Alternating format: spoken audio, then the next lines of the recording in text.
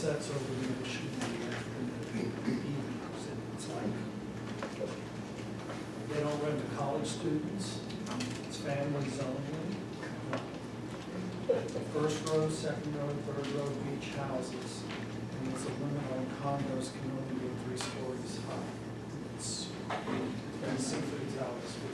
Anyway, so we all have to have a therapy place, and that's why I have it on my screen. So sometimes I just need to get it. I threw some terms around before about neurons and axons and myelin.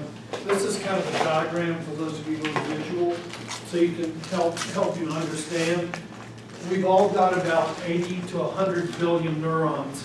And I was a high school teacher for 9 years in formerly black schools that were sandwiched between the two, well, the first one was the 2 worst housing projects in the town. This was Winston-Salem, and our white kids were bussed in rural, so the atmosphere was volatile. And so you saw lots of different strategies for learning. And I wish I had known then what I know now to be able to help them understand why you are where you are. And I think that's one of our jobs as coaches, is to help kids understand why you are where you are. Do you know who Carol Dweck is? It's Mindset, New Psychology of Success. Her research is really clear that when kids understand why they are where they are in the learning continuum, once they understand what the cause is and therefore what the solution needs to be, they're 65% more likely to be resilient in the face of failure. They'll keep trying. They'll keep trying. They won't quit right away when they fail. And what do they need to know? They need to know this. They need to know this. I got this from Kurt. They need to know what a neuron is. That's your brain cells. How many do you have? 80 to 100 billion. They're not quite sure. They think it's 100. Everybody's the same. If you're normal, everybody's the same. So if everybody's got the same number of brain cells, how come some people are and some people are? You know? And it doesn't, if you're normal, it doesn't have anything to do with brain cells.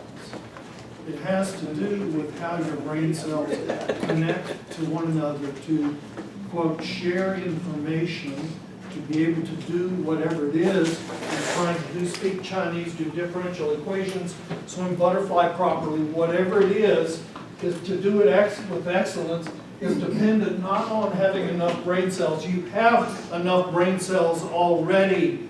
You've got enough. What you need to do is you need to get them to talk to one another so they can do what you want them to do. And the way they talk to one another is through these structures that are called axons. And then these send the chemical electrical impulses out, and they're received at other neurons with these structures, tree-like structures called dendrites. And so when you start, you don't know how to do something yet very well. It's not because you don't have enough brain cells. You don't have enough. What are those structures? Axons. And you don't have enough axons and dendrites yet. How do you get new axons and dendrites? You practice. So what happens when you practice? When you start practicing something, the part of the brain that's responsible for doing that, those neurons get excited and they start working. They start vibrating at a higher rate than normal. And they start making structures. And what are they making? New dendrites and axons. And the more you practice, the more dendrites and axons you make, the more connectivity you have, the better you get at it. That's just the way it is. I don't care whether it's speaking Chinese, differential equations, or swimming butterfly correctly. And the brain then starts, it's always monitoring your PO2, your PCO2, your temperature, all those things. Okay? But it also monitors the amount of electrical impulse that's going back and forth between these axons and neurons. When it perceives that you're doing this a lot, it decides it's going to help you. And so there are these specialized cells called oligodendrocytes, and they produce fatty-like tissue called myelin. And myelin coils itself, it coils itself around these axons, and it just acts like insulation on the wire. Because insulation on the wire allows electricity to do what? Stay within the wire and go more faster and stronger. That's what skill is. That's what we call autonomous, non-thinking skill. Myelinated movement. How long does it take to do that? Different for everybody. Different for everybody. Some people are born into this world. They're gifted internally in the brain. You see it in musical skill, in speech, at a very early age. Some of them are gifted in these parts of the brain by the motor control center with a lot of axons already at birth. Okay? And these are the kids who are, in many ways, early bloomers. You have them on your team, 9 and 10-year-olds who are just great little athletes, you know. And so they pick up stuff pretty quickly, don't they? You've got other kids who get the gift. And they think, because they're comparing themselves, I'll never be that good. Wrong. Wrong. They've just got to do what? Practice more. They have to work harder. And when you send that message to them, you're not stupid. You're just going to have to work harder than Billy. And that's okay. That's okay, because sometimes those kids can go beyond giftedness. Nobody can tell you how good you can become once you start working. And it's a great journey to be on with them. So it's really important for you to understand that, I think, because when you teach this to your kids, now I understand why I am where I am. I'm not stupid. I just don't have enough axons yet. And that's what Carol Dweck says. Not yet. Not yet.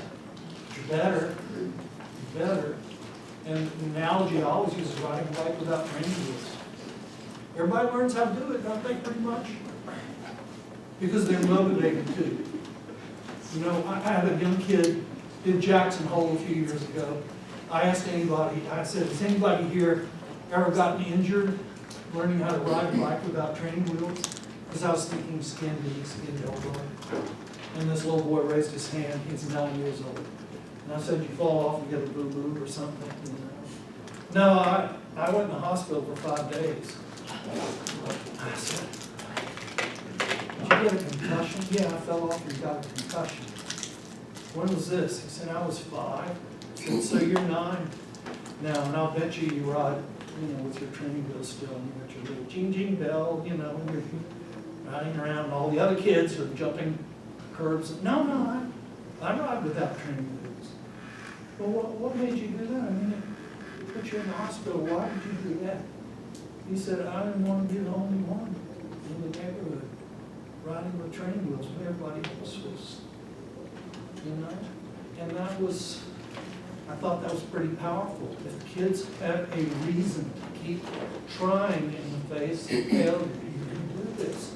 How do we know other people have done this? You can do it too. You have all the brain cells you need. You just have to practice. And that's what we're there to do, is help you practice. Give you a reason why. So now you know why, and you'll be 65% more likely to be resilient in the face of failure, because you know why. You don't get it right away. And that is research based on 5th graders by Dr. Dweck. All right, we're going to try and look at some stuff. And I played with this thing last night and again this morning, and PowerPoint's not made for Apple. I just, and this is a very structured approach to season planning and training. Well,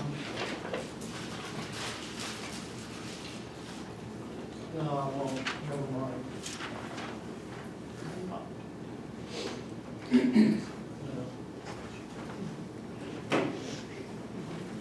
So a lot of people don't like the term period, and I'll make this presentation available for you, so you can just take notes.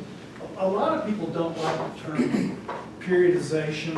I liken it to how am I going to structure things during my season so that things happen when I think they should probably happen. The first coach who talked about this to me was Paul Bergen. I don't think you know the name, but he was a world famous coach at Nashville Aquatics, and he referred me to a book called Theory and Methodology of Training by Tudor Bontemps. He was from, I think, Toronto, Canada, and it's a great book. It's a foundational primer book on how to structure training, how to do the various components, how to put it in the visual format so not only you but your swimmers know what's happening. So, you know, at Michigan, we had a very systematic approach to our training, distribution of training loads based on competition. We had a defined structure for progression, building block, chunking, applications, set time frames for each segment that we were trying to work on. All the trainings components are addressed with respect to specific goals that you're trying to get. How many of you coach 10 and unders? Yeah. Get them to swim further and further with good technique. Work on technique a lot. Don't worry about sprinting them except 25s, and usually in relays so they can have fun. You do those three things, they're going to be fun. You don't need to worry about lactate tests and lactate sets. They haven't got the body for it anyway. New Jersey, that's all we did. Those three things, just let them sprint the 25s, you know, and then get them to swim longer and longer, holding distances, holding relatively good strokes, so you're building some aerobic capacity and some capillarization, which is important. But that kind of stuff is really going to explode when they go into puberty, because that's when all those things really, really start to manifest themselves. Yeah, thanks, Joe. That's part of the problem, is when the power goes out, it wants to cut off. So we'll try and jump through this. So this whole thing of volume versus intensity, and Joe talked about, Mission Viejo just being a classic volume program, and just hammer it out, and they had a lot of success. I mean, they produced a lot of Olympians, and then you had Don. Was that at Bellflower? Bellflower, yeah. I knew about Don, and doing 25s. And how can you look at good at doing 25s? How you do 25s? Like Coach Lynn was talking about stringing them together with certain goals in mind.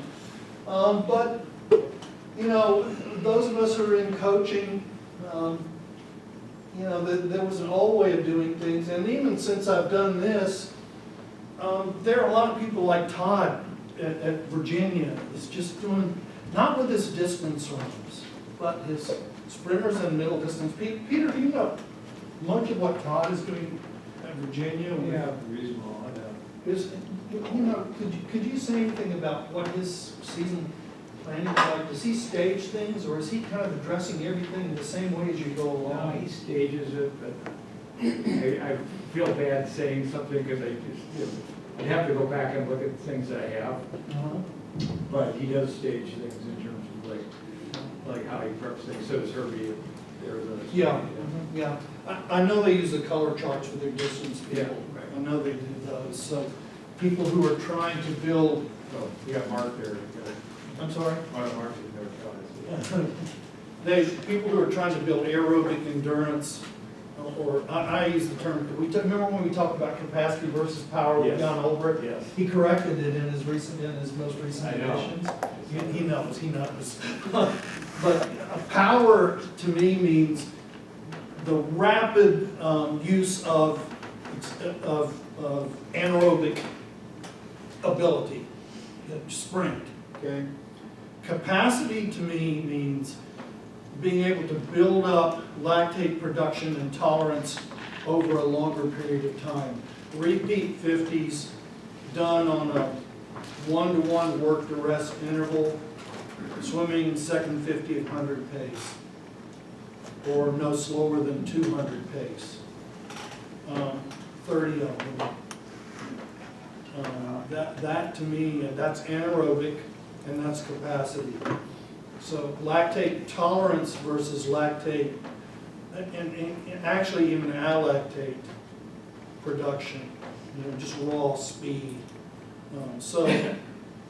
Yeah, so, there are a lot of coaches who are, with their, I think what Todd's done at Virginia, I just kind of scratch my head and go, because, my original perception was they wouldn't swim that well long course. Wrong.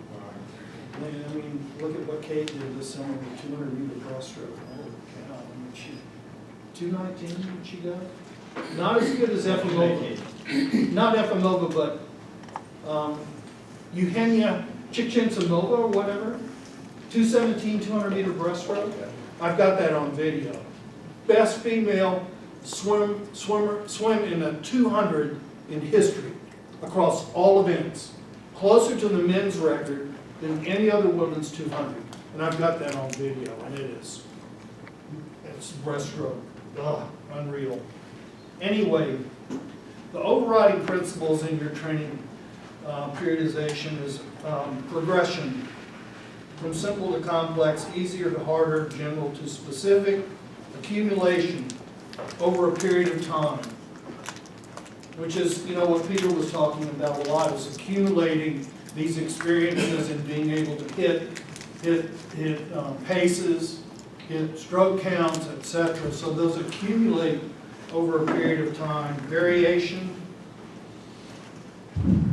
context, where everything fits in the continuum. Overload, gradually apply stress at a level beyond current adaptation level, and recoverability. Stress, recover, adaptation. Stress, recovery, adaptation. Inadequate recovery, poor adaptation. So, that's where you have to individualize things with older swimmers. You get somebody come in to work out, and they warm up, and you say, give me a quick heart rate. And what your heart rate should be after warm up. That's what I was looking for. 10-second beat, 20, We don't know what we're talking 30, about. 22, But that's what I was doing. I was trying to there, look at these videos. 27, See which 28. ones did what I wanted And then you to do. start the workout, and they're supposed to be on the set maybe again 23, 27, 28. You're done. See ya.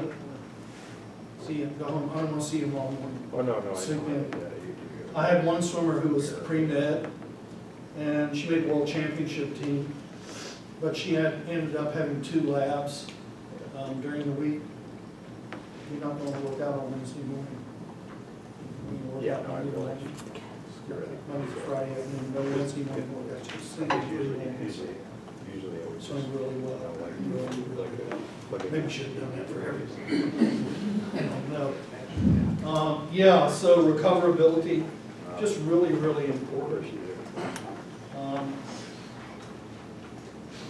Volume, endurance, what's the endurance capability of your athlete? Testing, and we use T10, T15, T20, T30. How many of you have ever done T30s, something along that line?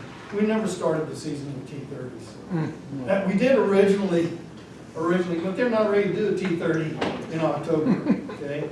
So I'll share with you in this presentation also some spreadsheets on individualized. Yeah, that's what I was looking for. It's basis. like, what So do you you actually have? and it will automatically, you can pick, I'm not doing a T15, T20, whatever, and then you just put that multiplier in the proper space, and then it corrects all the paces automatically for every one of those swimmers. Yeah, reasonable amount per workout, and it's gonna be different for every kid. Kids who are real aerobic, I mean, they're your real distance people. In the continuum, they're out here, just like your sprinters are here, and your middle distance people are here in the middle. And so you have to kind of, what kind of a kid do I have here? Not age groupers, but intrapubertal and postpubertal.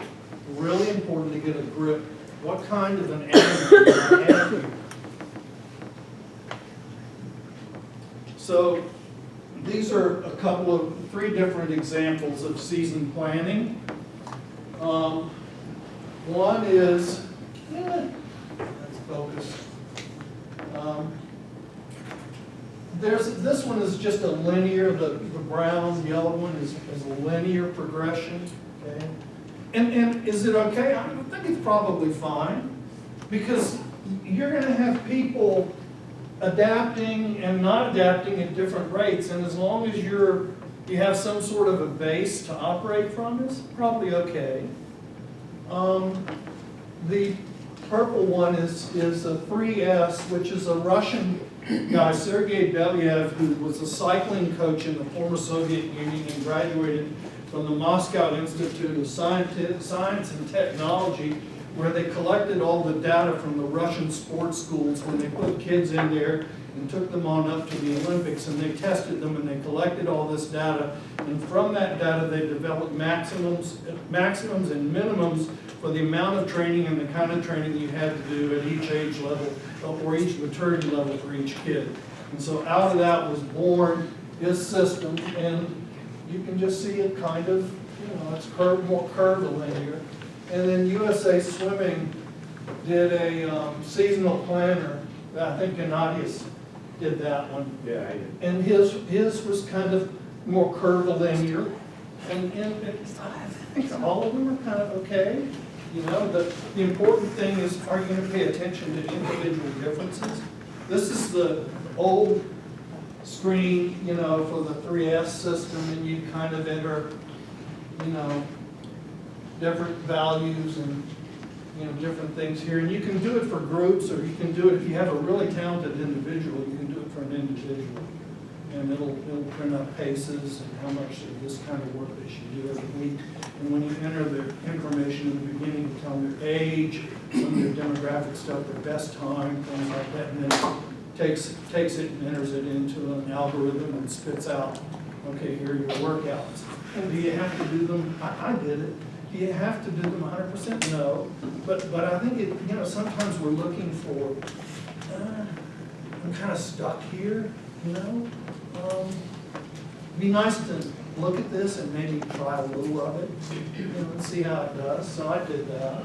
Matt Greenwich at Tennessee was the guy who taught me about that. So I spent a fair amount of time with Matt, flew down to Durham, and we spent 3 hours together in the lobby of a Marriott hotel with him trying to explain all this stuff to me. And it looks like complicated, but once you do it, it's really not. And I wouldn't recommend this for age groupers. This is what the 3S system looks like. So each of these are different zones of training, different intensities. And then the black one is like the total volume, but it shows the volume of zone 1, which is really aerobic, and then this becomes more and more anaerobic as you go along. So you can just kind of see how it plots out your season for you. And then this is the USA Swimming old one. It's got a new one now, but it gives you a lot of flexibility. I'm going to skip this. You can do your own. Oh, maybe not. Let me see if we can do it. I'm having trouble with it. So why isn't that showing? No.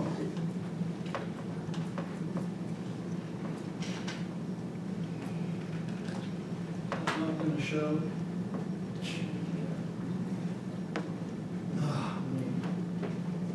It's not my fault, is it? No, It's Co's IT. This is the problem I have with PowerPoint and Apple. This is the problem I have. Well, let me try getting out a presentation mode real quick. If I can get in there. That's fine.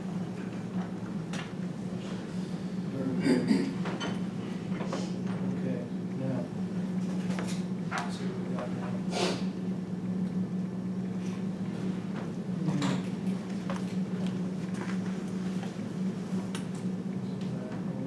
Sorry, my bad.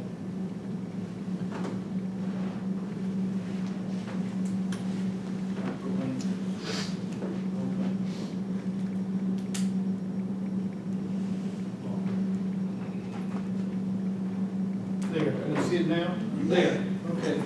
So this is just taking an Excel spreadsheet and putting in, these are the training levels like EN1, EN2, and that's sprint 1, sprint 2, how many workouts per week, and then these are sets like N times 25, this is for sprinters, I think. How many 25, so you see there's kind of a constant progression in terms of the numbers of repeats you're gonna do. And this was 50s, I think over here. I think with shoots, which is resistance work and stuff like that, and you just, it's kind of a progressive thing. What's different between this and USRPT is that USRPT says to start with your maximum numbers.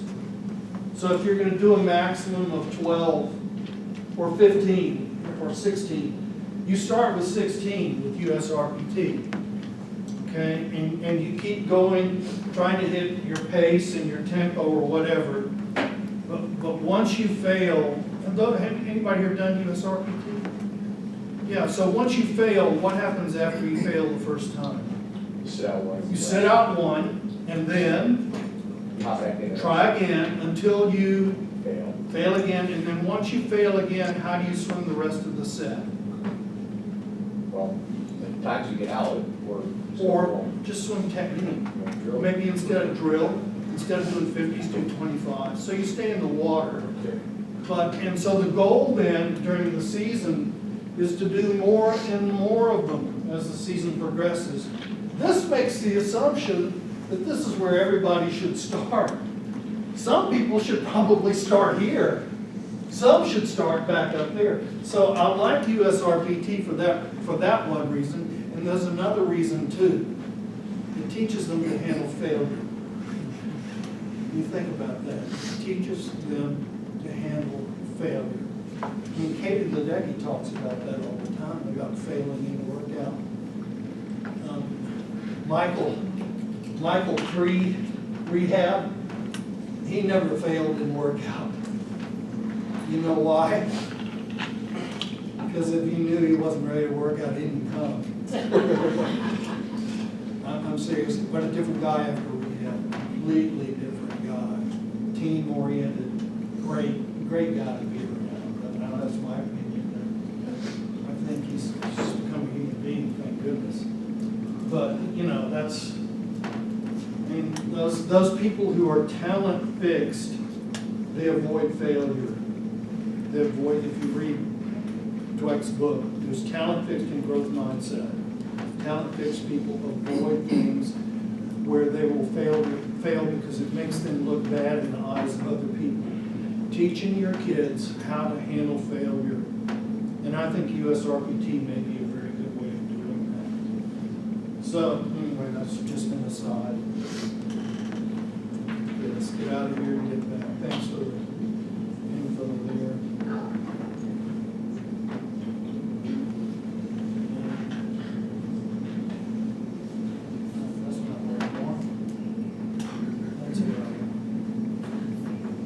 So intensity, you know, it's the required speed and tempo, pace for each segment of the workout. The aerobic markers we always use were T15, T20, T30. John did some things where he took percentages of 500 pace, even 200 pace. I'll show you some of those. I'm not a fan of using those events for aerobic prescription because the T30 is a 30-minute sustained steady state swim, and because of that it's very, very aerobic. It doesn't have a very high anaerobic component at all, and out of that you're prescribing from the research training paces for whatever they can hold on a T30. If you take a 500 pace, which is 50% aerobic and 50% anaerobic, and I'm not so sure. A 200, 80% anaerobic, 20% aerobic, even less sure about that. So I think doing repeats of 300s or 400s or 200s and taking an average on a relatively short rest interval is better for those people than some of them doing a sustained steady state, T30. And sprinters are a different animal. They're just a different animal. There are other ways to get enough aerobic capacity in their work without trashing with volume work. The anaerobic markers, best times, 350, 100, 200, VO2 max, second 50, 100 pace, maximum speed, 25s and 15s. We used to do a lot of 25s from a dive and a push. We put the timing system in. Yeah, Joe?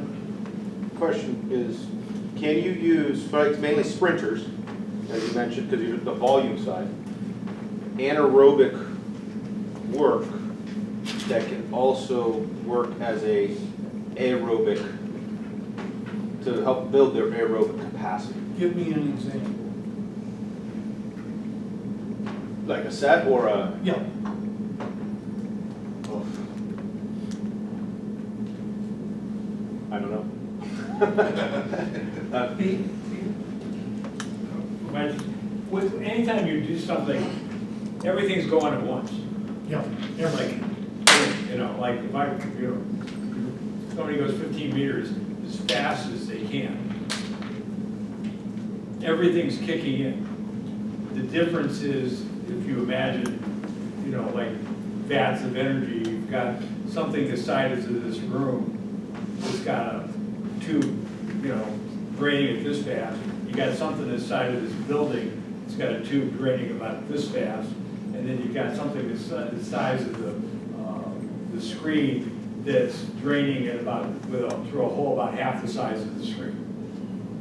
So all that's going at once. So until that runs out, most of it's coming out of that screen. Then when that runs out, most of it's coming out of it. And then the last bit is, eventually this room drains and then everything else is coming out of the building. So everything goes at once. So if you're doing anaerobic training, you are doing aerobic training. But what's happening is, you're doing aerobic training, but you're doing you're doing it like you do aerobics, you do 3,000 yards. You can't do, 3,100s at 8 minutes or something, for example. And so you can't, you aren't going to be able to do the same amount of aerobic work, but there's an aerobic component no matter what you do, even 25s. For a true sprinter who swims the 50 and the 100, and even, that wouldn't be the case in track and field, would it? No. They don't mess around. People who run the 200 meters, people who run the 100 meters, not all of them run the 200. We do that all the time in swimming. We do it all the time.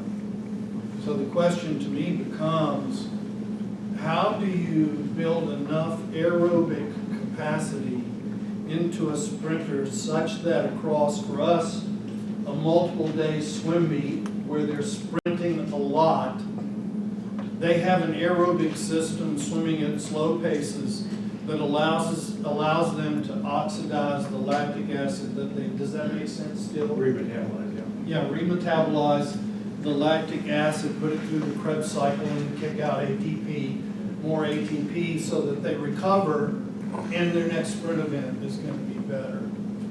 So I'm not an expert on that. I think you just have to watch your sprinters and be sure they don't get too fatigued, either with too much sprinting or too much slower aerobic work, too much. And the key is finding the balance. Now, every now and then you get a wild card, Brent Lang, Gustavo. Brent Lang, back in the 80s, went 19.3 for a 50 when nobody was breaking 18. And his T30 pace in the short course pool was 58 per 100. I don't think you're going to find too many 19-second sprinters now who can do 58 per 100 on a T30. Pardon? Pop-off could do it too. Yeah, pop-off. Yeah. They're a rarity. I had Amy McCullough, who in season could swim under 10 minutes in the 1,000, but split 22 flat on her 200 freestyle relay. She's an outlier on both ends. She's an outlier.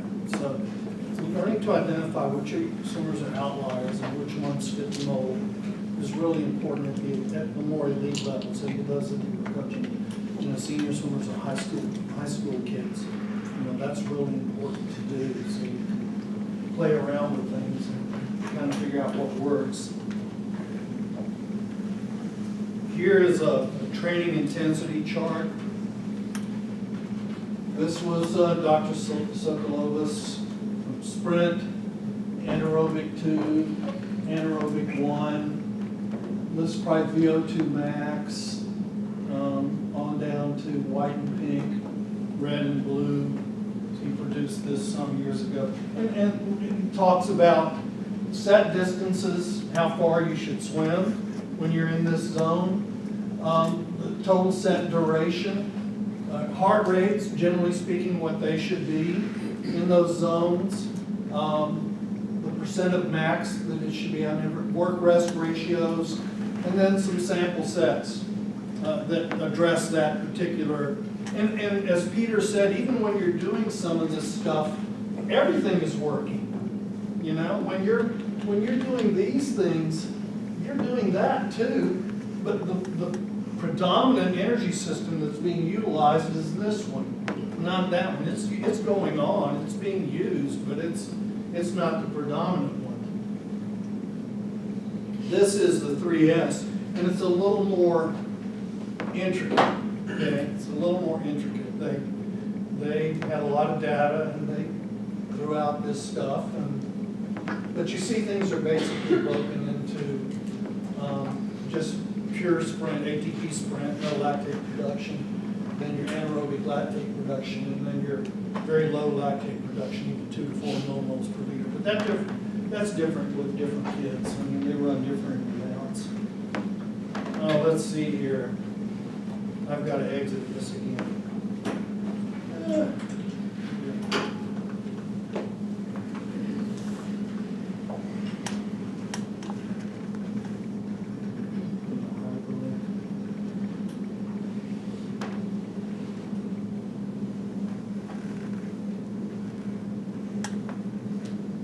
This might work.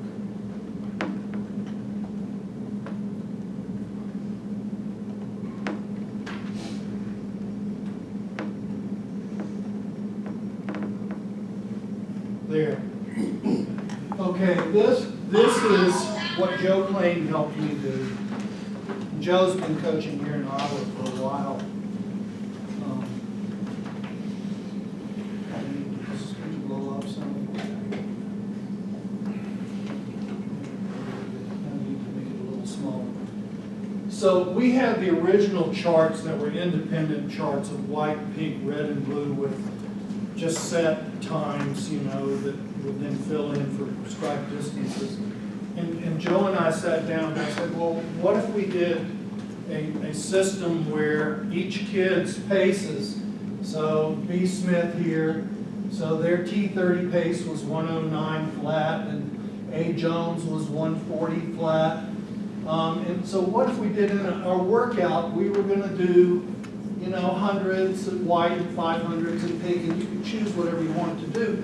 But you would just click on like, okay, we're going to start out today with 10 100s at white, and then we're going to go 5 200s at pink, and then we're going to go maybe 150s, 4 150s at red, and 5 100s at blue. And so when you do this, let me go ahead and do this here. So the way the chart works is I can hide everything. So I start out with a blank page, but I filled in from their T30, whatever we did. I put in their T30 paces. So we're going to go 5 100s of white. Bang. There it is. You see what I did? I just clicked on the white 100s. Okay. And now we're going to go 4 1. Oops, I don't want to do that. Let me hide it again. 5 100s of white. 4 100s of pink. 4 150s of pink. Let's go 125s of red and some 75s of blue. Print it, hand it out in workout. Everybody's got their paces that they're supposed to hit. And if I were smart, I'd work in stroke rates and tempos with that, so they're kind of looking at, okay, what are my stroke rates and what are my tempos when I'm doing this kind of aerobic capacity or aerobic endurance work. Okay? So it becomes highly individualized. And I'll share this through Joe. You all are welcome to it. It's a work of a number of people. So yeah, any questions about that? And it's I mean, here's the math. That's the math from the research. So, had a couple of people at Michigan kind of look at it, say, yeah, it looks pretty good. So it seems to work, so it seemed to do it.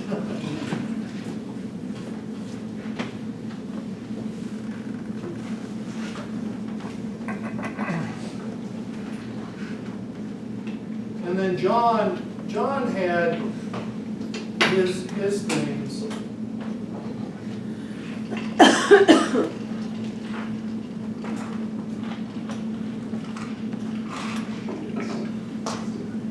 No, don't do this. This is the one I've had trouble with. He had individual stuff for high 500, repeat 300s, repeat 200s. You know, all kinds of stuff, and I'll share that with you. I don't know if I can get out of this, but oh, I know. It is. There it is. There it is. Okay. So this is what his chart looked like. So you just put the kid's name in there, and you know what this was 300 average.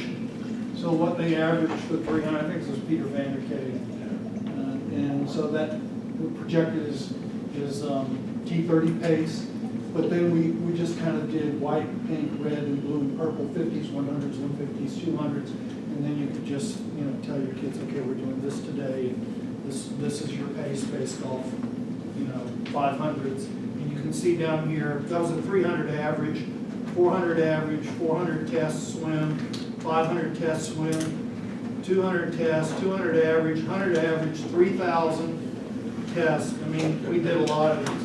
We spent a lot of time in Excel with John, because John didn't do Excel. So yeah, we did that.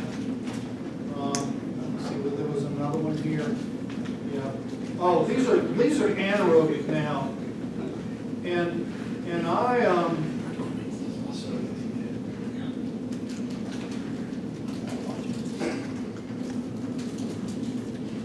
these are anaerobic paces, and you know, the first person, and I want to give him credit. Do you remember the name Bob Trethene? Yeah. From Queensland, mathematician. Pardon? Very good. Yeah. And Bob was the first guy that printed something, I can't remember what magazine it was in, but on the V4, doing repeat 400s to calculate anaerobic threshold pace, which is what the T30 does. Okay? So when I was at Iowa, did I do 400 repeats with you long course in that pool? Yeah, the City Park pool. That's where I first started doing them, from Trethene's, where Stacy was one of the first ones to come to swim camp I ran when I coached at Iowa. And so I got intrigued with that test sets that gave you a predictor on which you could build paces.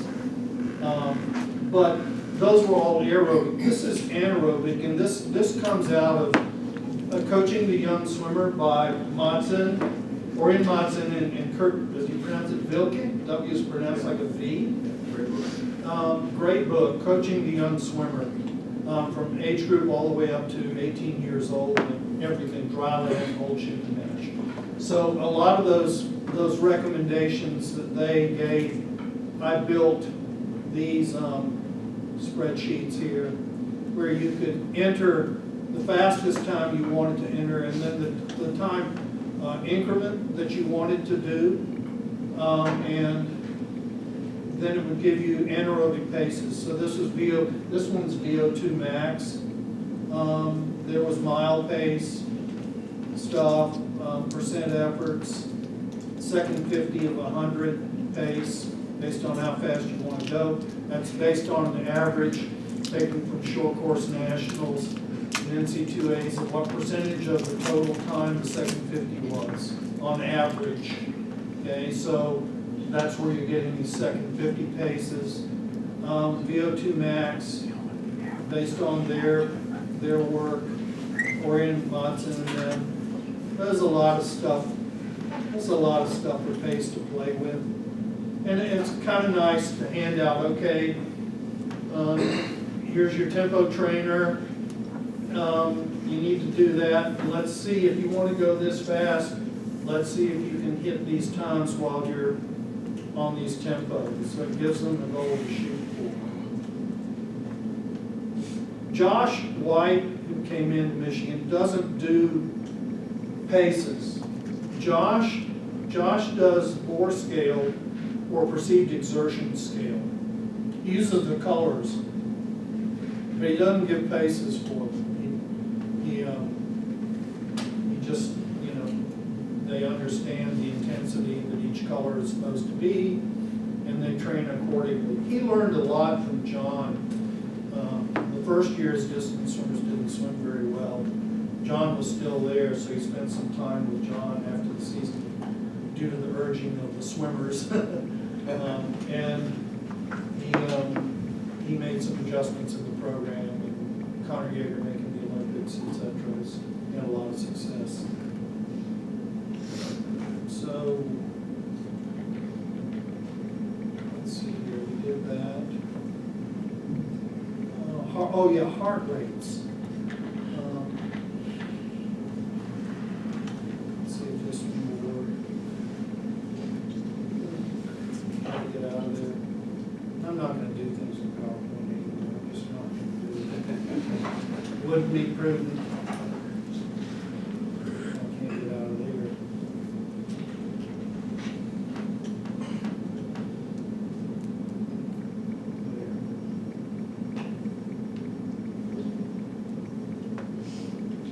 This one is interesting. Do you know what a step test is? Anybody here done a step test on a bike or jogger or a treadmill? Oh, yeah. Okay, this is a step test for swimming. And I ran an exercise physiology lab for a year when I was working on my master's, so we used to collect and analyze gas and all that kind of stuff, mouth gas, not the other.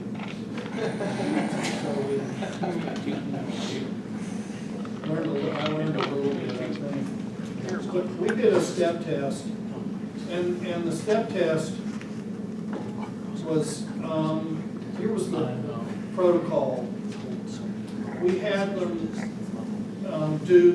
take their heart rate at rest, okay, which was here. This is the swimmers. Heart rate, okay? Exactly. Heart rate at rest. And then we had them go a certain number of clear 100s on a no greater than 20-second rest. So freestylers did 10 100s, backstrokers did 9, and breaststrokers did 8. Because duration, okay? The amount of time it took the freestylers to go 10 was the same amount of time it took our breaststrokers to go 8, roughly speaking. So I was big about duration on test sets because it didn't make any sense to me to have one group of people doing more and taking longer. So they knew what their paces were, so they did X number of 100s at clear, and at the end of the clear, we had them take a heart rate. Just a quick 10-second heart rate. We recorded it, okay? And then they pushed off and went 10 at white pace. Okay. Short rest interval, heart rates again. Then they did 10 at red pace, heart rate again. Then we took one, this was immediately after, this was a rest 30 seconds, and this was a minute after, showing what happened to their heart rates. And when you look at the graph of this over here, you can see how they stacked up in terms of what their heart rates were and what happened as the stress increased in terms of going faster. And I spotted, this was the year I spotted something was wrong with Rachel Dustin. Remember Rachel? Yeah, daughters. Yeah. Rachel, is that her there? That's fuzzy. Can't see that. I have a glasses appointment next month. Let me see where Rachel is. There she is right here. This is Rachel. And her heart rates were just, she made the world championship team. I think it was the year before I did this, maybe, I can't remember. Remember when they went with Alex to Monte Carlo? Yeah. She got sick. And this was the year after that. And she wasn't right for the whole freaking year. And we had her blood tested, and we produced things with her, and just couldn't figure out what was wrong. Because man, her heart, she was like her freshman year, she was like your person who could do stroke counts. I know where my heart rate is. If it's not there, what do I need to do? All that stuff. And she's just off the chart. And it gave me, rather than a qualitative assessment, this gave me some quantitative information about, okay, this is what's going on. And I showed this to one of our physicians who work with athletes, and he said, Jim, we looked at cortisol levels, we looked at everything, we just can't find anything. And so we dropped workouts from time to time, never really got it solved that year. And that just shows you sometimes stuff happens. There isn't always an answer. But I thought this was really good, and I did this multiple times, just so I could kind of see how my athletes were responding to the work and how rapidly they would recover. And this was on one day. If it was Taco Tuesday, that was probably a bad thing.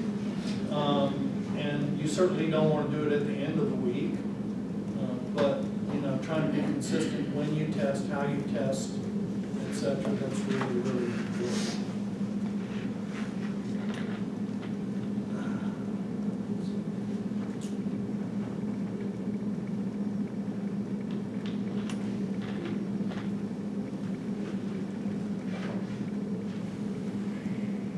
So you're manipulating volume, intensity, and density. This is about intensity. Yeah, this was the sets I showed you from before. Those are anaerobic sets. And you can do them. You don't have to do them progressively build up like this. The more I think about it, the more I think about allowing them to fail on these things. I just think that's really important. You've got those kids who can't stand to lose. They need to learn how to do that, with grace. They need to learn how to do that, at least externally. I always used to tell my ones who were like that, when I was a major league coach. If you need to scream and yell, go underwater when the bubbles come up, words don't come out, when they pop on the surface. Scream and yell all you want to underwater, get it out of your system, come back and be a part of the team. Here's another example. These are from the 90s, middle distance people, different sets, building your progressions. Density is pretty simple. What's the volume of work you do per unit of time? You can do the same set, but you change the interval, and you get the same yardage done in a shorter period of time. That's density. Okay? And when you're controlling intensity and density, over periods of time, you've got to be really careful you don't overtrain. And I've done that. And the marker for me for overtraining is heart rate. That and facial expression and mood state. Yeah, and we had a case, I'll tell you about, we had a guy named Tom Dolan, Michigan, who was the American record holder in the 400 IM and the 500 free, 400 IM long course and 500 free. And I think he'd been to the Olympics already in the 400 IM. True? Just before Senate, I think. I don't think so. No? So anyway, and this was the year '96 when we had Olympic trials in March. So John takes them up to the Springs to train at altitude over Christmas. And he just beat the snot out of them. And they came down and Tom kept telling him, John, I just don't feel good. And John was just great. Don't worry, buddy. You're gonna be okay. That's gonna be all right. So the first day of Big Tens, he's the American record holder in the 500 free at like 4:09, I think. In the morning, he swims, I think, a sizzling 4:29 in the heats, and doesn't make it back even for the console finals. And he gets, I told you. So we have a friend, you know Warren, don't you, Lockheed? So we have a friend who's MD, PhD in endocrinology, who was just interested in sport, worked with a lot of the athletes in Michigan, helped them get into med school. So he came down to the office and he said, let's do the lie down sit up. And I was like, I don't know about this. What is it? Well, have him lie down on his back, and he came into my office and we had him lie down on his back and wait for a minute to let his heart stabilize, okay? Because now the heart's pumping horizontally, so it's not having to overcome gravity very much. And you take a heart rate, full minute, not 10 seconds, full minute. Then you have him sit up into an L with the legs extended. So all of a sudden, you've introduced a component of gravity, not totally, because the legs are still horizontal, but the heart's got to work a little harder. So you wait a minute for it to stabilize, and you take another minute heart rate, and you compare the two. And if on average across people, if the heart rate difference is greater than 10, pay attention. Pay attention. He should have been lying down, low 40s, high 50s. He won the mile in NC2A. He's a really good distance swimmer. He lying down, he was 78. Sitting up at low 40s or low 50s, he should have been high 50s. 94. 94. Right away, we knew something ain't right here. So Warren put what's called you know what an ambulatory cuff is? It's a cuff that you put on somebody. It measures heart rate and blood pressure over 24 hours intermittently. So it'll puff up like when you get your blood pressure done. And it'll take a blood pressure reading and a heart rate reading. And at the end of 24, he came in and we looked at what the result was. And he would have periods where his blood pressure would drop, and in order to keep from passing out, what does the heart rate do? You can get in too good a shape. And the condition is called chronic orthostatic hypotension. Hypotension. As you get in better and better shape, your heart rate goes down and your blood pressure goes down. But if you reach a point where it goes too low, then what happens is the heart rate has to speed up in order to compensate for blood pressure getting too low, and you're dead in the water when you do that. You just can't perform. What was the prescription? No morning workouts, afternoon workouts, heart rate can't get over 130, I think it was. Maximum of 130. All speed work, 25s with full recovery. 2 weeks before the Olympic trials. I'd say John wasn't sweating bullets. I don't think John ever sweat a bullet over anything. Maybe you did, John. I just didn't know. But he goes, the first 400 IM is the first day of the meet, and he misses his American record by 0.3 of a second. So it worked, but he was feeling better enough. He was swimming the 200 backstroke on, I think, near the end of the meet. Yeah. And he should have made that, but I think what happened was he thought he was well, and so when we come in to work out, start pushing it harder and harder. And didn't, but he made the Olympic team. I think he won the gold medal that summer. Yeah, 400. Yeah. So that lie down sit up test is a good one to know. when you, and I would do it at the beginning of the season in order to establish a baseline, you know what I mean? Because everybody's like a normal curve. Everybody's heart rate doesn't respond the same way. So establish a baseline, lie down, sit up, so you kind of know where your people should be. And then every now and then during the season, have them do it, just to see what the effect training is having on those numbers. And just remember, the trade-off point is greater than 10 beats per minute on average. On average. Okay? Let's see, gosh, we're moving along here. Yeah. Yeah, I don't know if you need that. 3S coaching system, I showed you that. Sample season plan, I showed you that, I think. Dry land, you want to talk about dry land a little bit? Bert Gambetta, for me, that's the guy. That's the guy.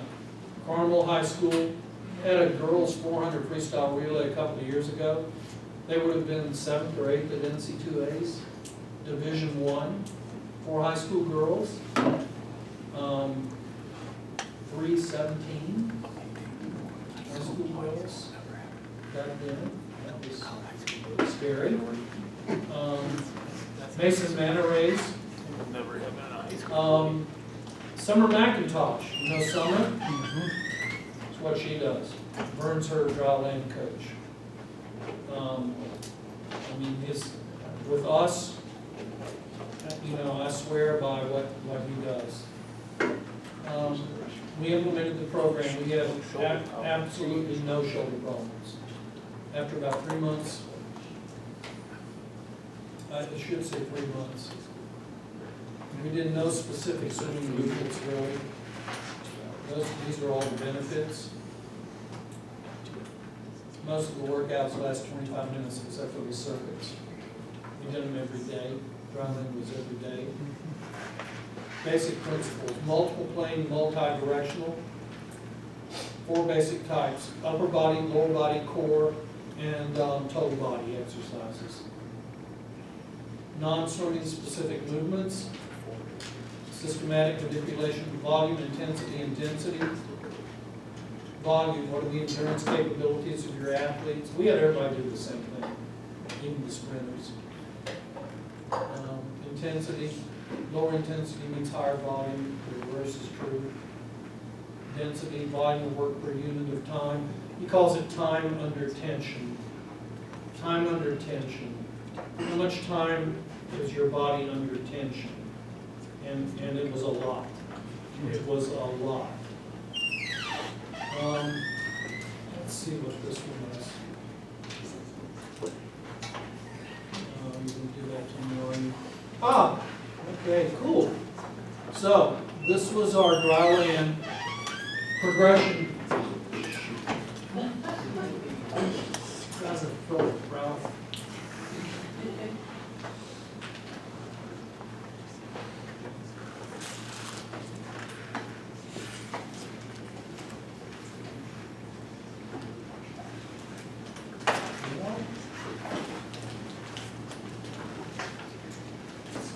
Can't see it. Come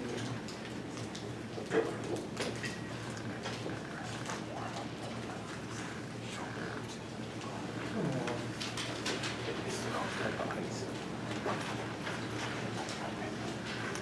let's try this. There, you can see that. Okay.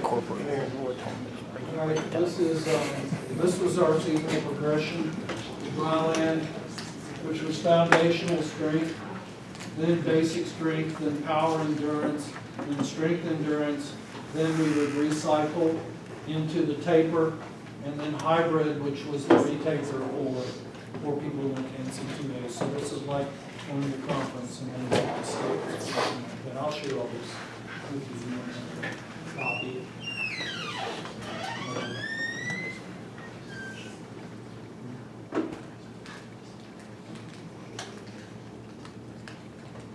Then, what was our dry land? The tools we used: dumbbells. We did not use bars. We did no Olympic lifts, no power lifts, none of that, pardon my French, junk for swimming. We did it 1 year, it was my last year of coaching. We stunk, because I was ordered to do it by the athletic department. They'd hired these fancy strength conditioning coaches who had never worked with swimmers, and they had all the answers. And we stunk. And I kept sending them test set results and saying, we were here last year doing this, and here are our results, and this is a percentage slower than we are. Don't worry, we know what we're doing. It's going to come out in the taper. Well, not the way I expected it to, nor them. I mean, you know, you just, when you're going to consult with somebody on your strength training, be sure they have a success record working with a large number of swimmers, because they can do damage. They can do damage, not meaning injury. That means blowing up muscles and just people slowing down. Our softball coach got rid of them because their bat speed slowed down, and they were a World Series softball team in Michigan. So, you know, watch and learn. We did a dumbbell complex. Dumbbell complex was you put 5 to 10% of your weight in each hand, and you do a high pull. And again, time under tension and total mass. I'm going to try and do it. I haven't warmed up today. But high pulls, you squat and then here. So that's a high pull. In 30 seconds, you try to do as many as you can.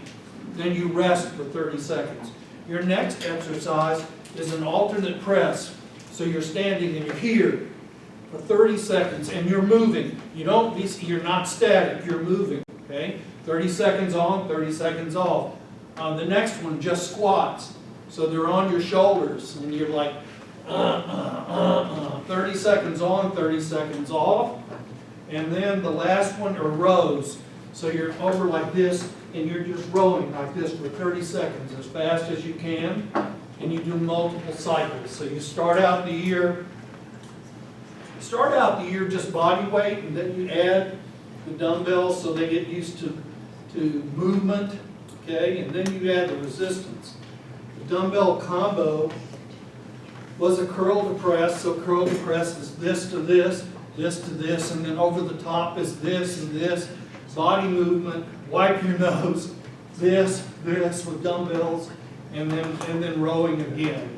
We do a lot of rowing, we do very little bench press. I'm going to caution you on bench press. Guys love to do it.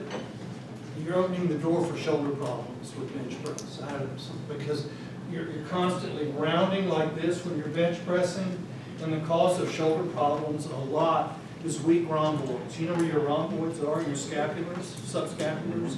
They're underneath your scapulars here and back. So all your swimmers tend to walk around like this all the time. And so they need to do a lot of rowing so that they're protracting and then retracting, squeezing those scapulae together. When you start doing those exercises, guess what happens to shoulder problems? You go away. You go away. Stay away from bench press, in my opinion. Gymnastics rings, or jungle gyms, or TRX, pull-ups, rowing, dips, some push-ups.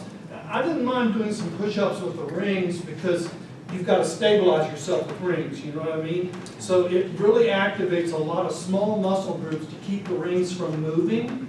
And so there's some additional benefit there. French curls. You know what a French curl is? These are French curls, like this. Triceps, okay? But the way you do them with the rings is they're behind you, and you lean over, and your body's planked out, and then you're pushing your body. The further down you go, the more it resists. The further up you are, the less it resists. So it's variable in terms of how much resistance you're going to get. And those things they're not, TRX is expensive. Lifeline USA, Jungle Gym's less than $100. I think they were like $70 at the time. Of course, that was 50 years ago. Here's some stuff. I bought real gymnastics rings. And these were some of the exercises we did with real gymnastics rings.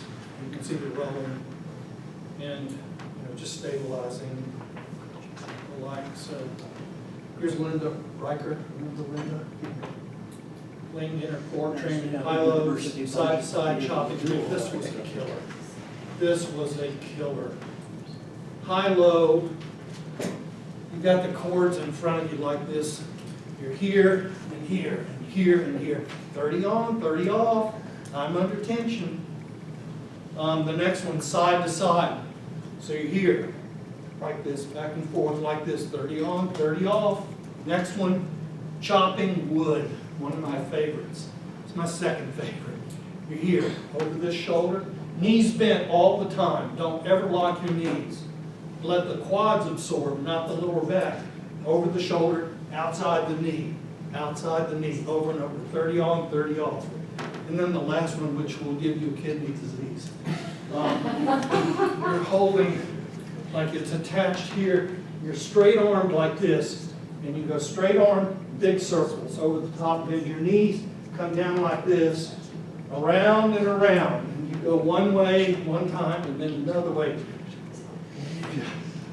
That just, it'll eat your core alive.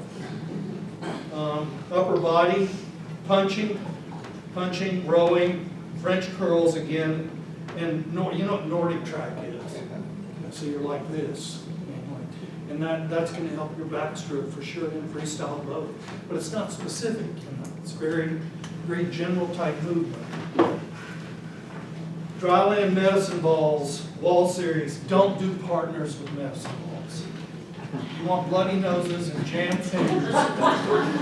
Don't do partners. We did rebound medicine balls, not the soft ones, but the rubber ones that rebound.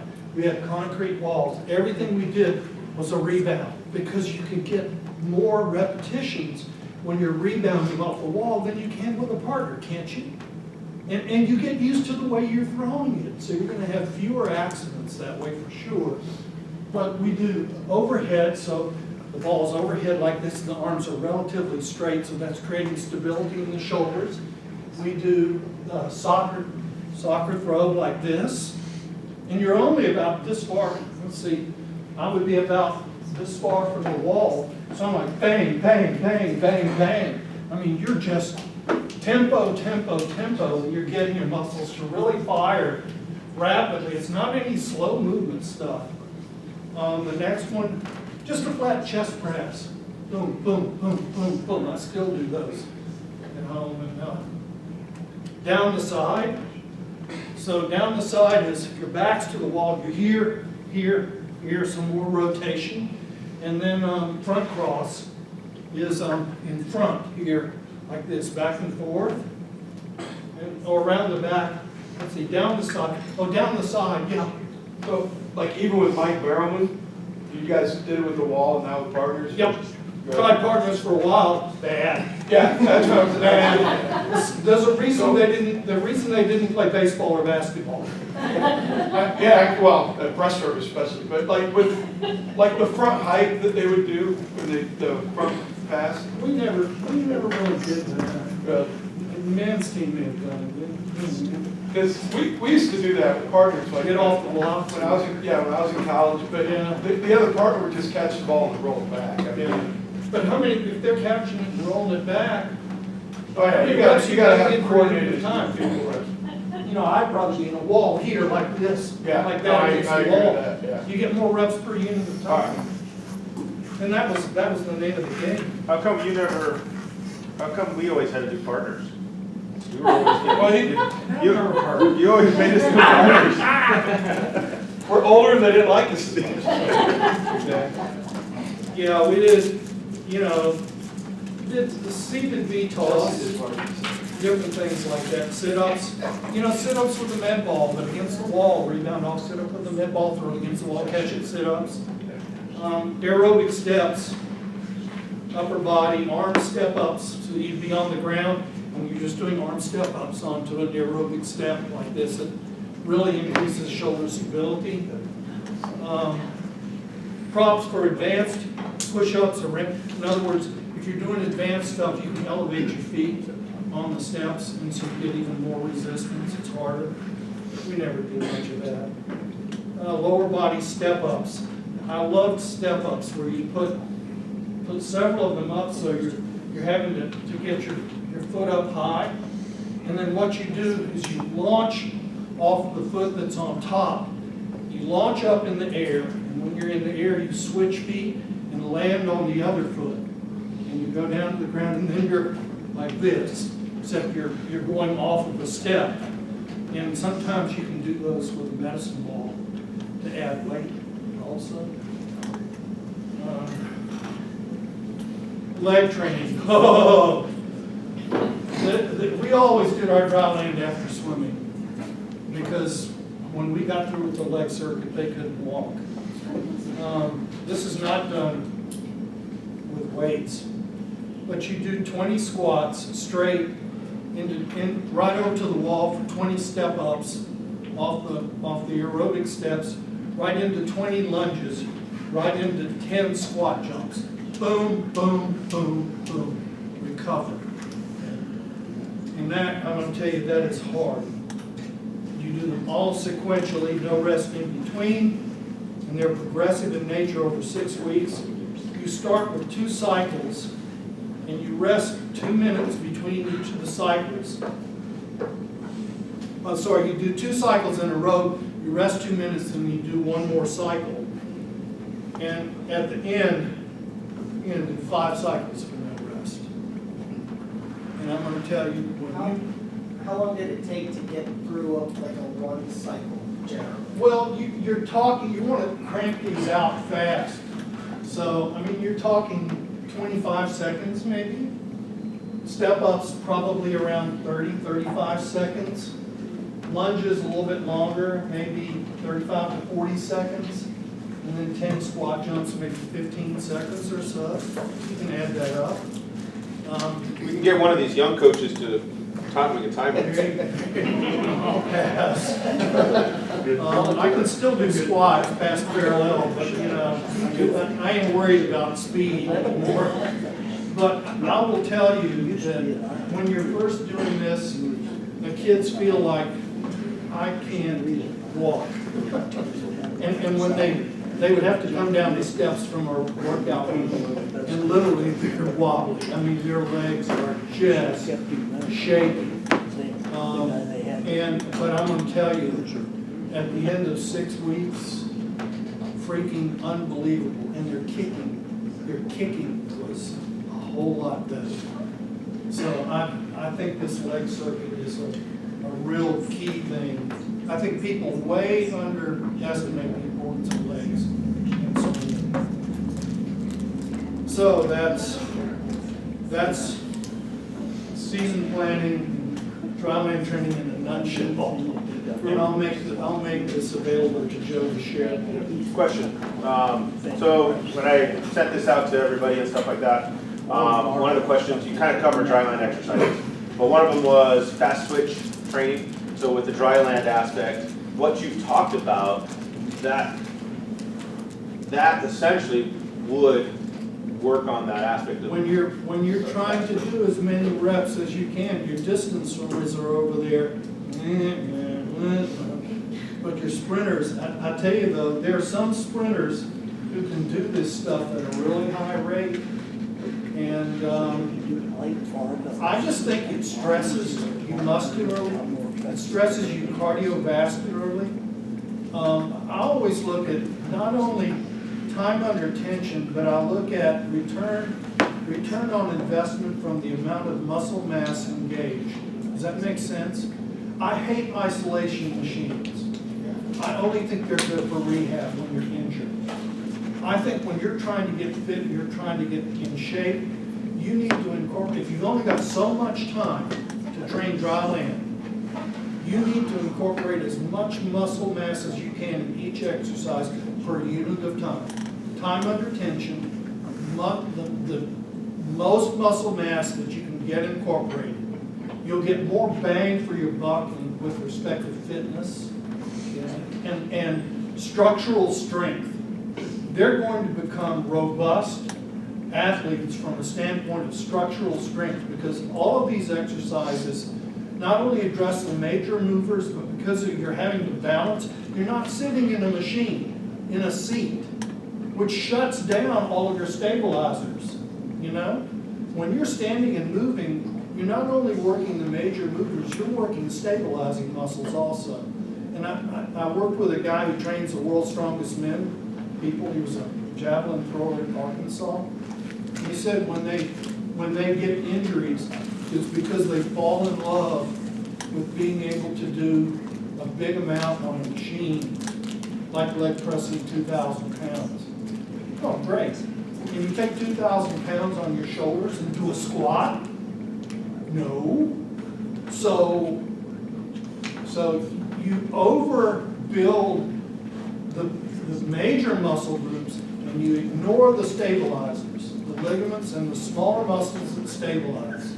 And the only way to address those stabilizing muscles, along with the major movers, is functional training. It's dynamic movement and adding resistance to it. And all you have to do is look at, it's not theory, Carmel High School, Sarasota Sharks, Summer McIntosh, Mason Manta Rays. There may be other programs that are doing sharks. Pardon me? I'm sure there are. There are others, because good news travels fast. And the byproducts are, that is just going to be freaking fit. And the kind of strength they need to have functional strength. And more connected, you know, because swimming is a dance, right? It's a dance. It has tempo and rhythm. It's a dance. These movements are high-intensity dancing. They're high-intensity dancing. Faster than they're actually going to use in racing in most cases, except for breaststrokers doing 0.96 seconds per stroke cycle, which is about the same as 50-yard freestylers, which is about the same as marathon swimmers. Isn't that an interesting thing? Turnover rates for marathon swimmers, 10K, 26K, their stroke turnover rates are 1 second, 1.2 seconds per stroke cycle. It's funny that when you're sprinting, your stroke rates are really high, and as the distance increases, the stroke rates kind of drop a little bit and becomes a little more distance per stroke oriented and less tempo. And then as you go to the far out distances, the stroke rates climb back up again. Isn't that interesting? And it's what you referred to as that marathon swimmers, they don't ever do a complete extension. They slide out, they're very front quadrant oriented with a 2-beat kick. They're just front quadrant, 2-beat kicking, and they're not wearing out their triceps by pressing through all the way. So if you get some open water surface, you might want to look up some stuff on that. Good question, Joe. Observation. Any other questions? You mentioned earlier in the slides about like recovery and if the heart rate's too high, it's have to go home. Yeah. Is that your suggested route, or is there a way to keep them in the pool that you would suggest as well? Well, they could come in and float and just work on technical things. You know, some of them are just so married to the water, maybe sending them home is a good thing. I had a 15-year-old boy one summer who, we did 3 workouts a day. This was back in my college years in North Carolina. We did a 2-hour long course workout in the morning. We came to the wide pool for a 1-hour short course meters kick workout, legs only, and then we went back long course for another 2-hour workout long course. We did those Monday, Wednesday, and Friday. Tuesdays and Thursdays were days off. And we trained once on Saturday. And I looked what Schubert was doing with his animal thing. I said, they can do it in California, we can do it in North Carolina. 23,000 to 24,000 meters a day on triple workout days. But it was the summer. What else could you do? And their parents loved me. Their parents loved me. They were too tired to get in trouble. They were just too tired. They'd get to the weekend, and instead of Saturday night when all their friends are out goofing around, you know, I'm going to sleep. I just want to have a meal and go to sleep. So I had a 15-year-old boy who was the hardest worker I ever had. He used to pack his backpack with rocks and ride his bike. He rode his bike to every workout, but for the midday workout, he would pack his backpack with rocks and ride his bike to the pool and back home for the midday workout. So we were getting ready for junior regionals. And he wasn't what I'd call a gifted athlete. He was not big of stature. And he just was a trainer, man. He loved to work. And he came in to work out, I think it was the Saturday, the next week was gonna be junior regionals in Greenville, South Carolina, back when Scott Spann was back there and all that stuff. And so he comes in to work out, warm up, and then I was like, "You just give me a heart rate, JD, and gives me a heart rate. And how do you feel? Oh, I feel kind of, go home. Go home. And don't ride your bike. Tell your parents to come pick you up with the bike and back, go home. Well, when can I come back? We were leaving from the meet on Wednesday. It was a Thursday, Friday, Saturday, Sunday meet. Said, I'll see you on Wednesday when we get in the cars, Danes to go. I'll see you on Wednesday. And I don't want you to go to white pool. You know, if you can go float. I want you to work it, but I knew he was going to want to work out. And he couldn't get out of his own way. We went to junior regionals and swam 400 IM, 200 IM, a couple of other events. He broke the junior regional record in 3 or 4 events. And he never told me I was right. But sometimes, you know, you have to look at the evidence. And if you're wrong, you're wrong. Lord knows I've made mistakes. I made a mistake in my last year coaching in Michigan to let those strength coaches do what they did. It was a bad mistake on my part. So, you know, it doesn't always work out the way you thought it should. But the longer you coach, and if you keep, like Peter said, if you keep records, you can always draw back on, well, I had this other swimmer who was this level, who did this, and now you're that type of swimmer, and this is what I'm seeing in you, and this is what we're going to do. So as long as you're keeping records and you've got data and stuff like that, it would be a smart good question. That answer your question? Okay, great, thanks. Peter?